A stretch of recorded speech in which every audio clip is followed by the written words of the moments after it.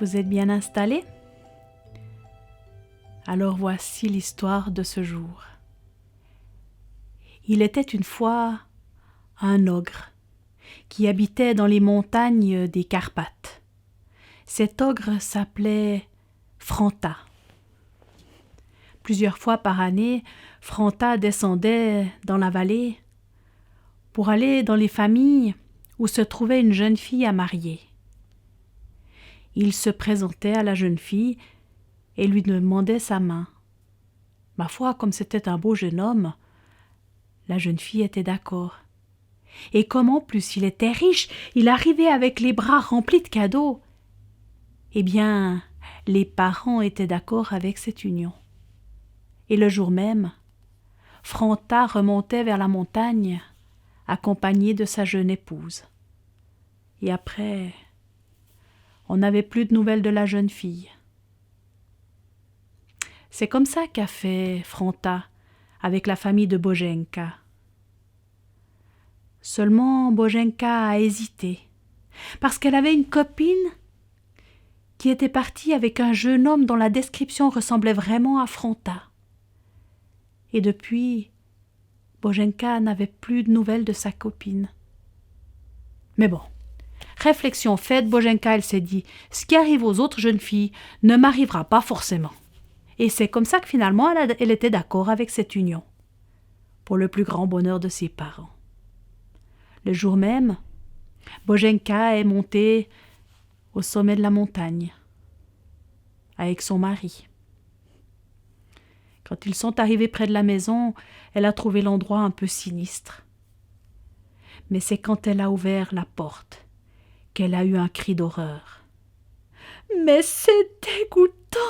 Cette maison est encore plus sale que le bouetton à cochon chez mes parents! C'est dégoûtant! » Boženka n'était pas arrêtée pour autant. Elle est entrée. Elle est allée vers l'évier. Elle a pris une éponge, une brosse. Elle les a mis dans la main de Franta. Elle lui a dit « Eh bien maintenant, tu vas faire la vaisselle. » Et Franta, il a dit « Mais quand même, c'est notre première journée ensemble, notre première nuit ensemble.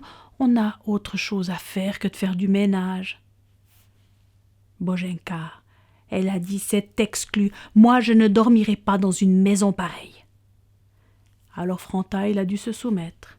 Il est allé à l'évier et il a frotté les casseroles. Et pendant ce temps, Boženka, elle a été ranger tout le reste de la maison. Elle a passé la poussière, elle a balayé, elle a panossé. Et ils ont travaillé dur tous les deux. Et quand ils ont eu fini, et que la maison brillait comme un sou neuf, eh bien, la nuit était déjà arrivée. Franta était épuisé. Il est monté dans la chambre à coucher et il s'est mis au lit. Il était épuisé, il s'est endormi tout de suite, sans souper.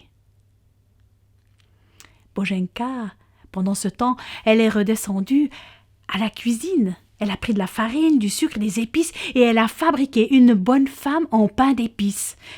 Elle l'a façonnée et elle l'a assise sur une chaise. Elle lui a mis un tablier, elle lui a mis un foulard et puis une louche à la main pour faire comme si Boženka s'occupait de la marmite devant le fourneau. Et puis elle est allée se cacher dans le coffre à bois. Le lendemain matin, quand Franta s'est réveillé, il a crié « Boženka, j'ai faim! Boženka, t'es où ?» Et Boženka, depuis le coffre à bois, elle a crié « Je suis à la cuisine, chérie. Je t'ai préparé un petit déjeuner. » Et elle a entendu les pas lourds de Franta qui ont descendu les escaliers. Et quand elle a entendu qu'il approchait de la bonne femme de pain d'épices, elle lui a dit « Un mari, d'habitude, il embrasse sa femme. » Franta s'est approchée de la joue de Boženka pain d'épices. Elle sentait tellement bon qu'il n'a pas pu s'empêcher. Il a croqué la joue et puis en moins de temps qu'il ne faut pour vous le raconter, il ne restait sur la chaise plus que le tablier, le foulard et la louche. Ah, elle était bonne celle-là, c'était la meilleure de toutes mes épouses. Bon, tant pis, il n'y en aura plus. Et c'est comme ça que Franta a quitté la maison pour aller travailler. Ni une ni deux, Boženka est sortie du coffre à bois et elle a fabriqué une nouvelle bonne femme de pain d'épices. Elle l'a assise devant le fourneau avec un tablier, un foulard et une louche. Et elle s'est cachée dans le coffre à bois. Sur le chemin du retour, le soir, Franta repensait à Boženka. Ah, c'était vraiment la meilleure épouse que j'ai jamais eue. Si douce et si sucrée. Il en avait même une larme au coin de l'œil. Mais quelle n'a pas été sa surprise quand il a ouvert la porte. Boženka était là, devant le fourneau. Alors il s'est approché d'elle et il l'a croquée. Et puis après, comme la veille, il est allé se coucher. Il était repu, il a dormi comme un bébé toute la nuit. Et pendant ce temps, Boženka, elle a fabriqué encore une bonne femme de pain d'épices.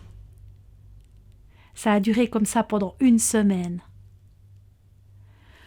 Franta était juste un petit peu étonnée de retrouver comme ça tous les jours Boženka.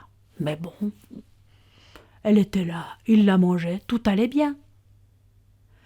Seulement, au bout de la semaine, Boženka n'avait plus de farine. Alors elle a bien dû sortir du coffre à bois et elle a tout avoué à son mari. C'est là que Franta lui a dit « Mais dis donc, tu n'es pas parti en courant? Je te fais pas peur ?» Et Boženka lui a dit « Mais Franta, tu n'as donc rien compris. Mais je t'aime !» Alors Franta a ouvert grand ses bras d'ogre. Il a pris vers lui Boženka. Non, il l'a pas croqué. Ils se sont embrassés tendrement. Et puis, chaque jour, Boženka lui a fabriqué des bonnes femmes de pain d'épices. Parce que vous savez, après 1 semaine, Franta, il avait pris l'habitude de manger une bonne femme de pain d'épices. Il aimait plus tellement la chair fraîche. Et puis, il aimait bien les bonnes femmes de pain d'épices. Eh bien, c'est depuis ce temps-là qu'on fabrique des bonshommes et des bonnes femmes de pain d'épices. D'ailleurs, si dans votre entourage, vous avez des ogres, essayez le régime que Boženka a fait suivre à son mari. Ogre devenu végétarien.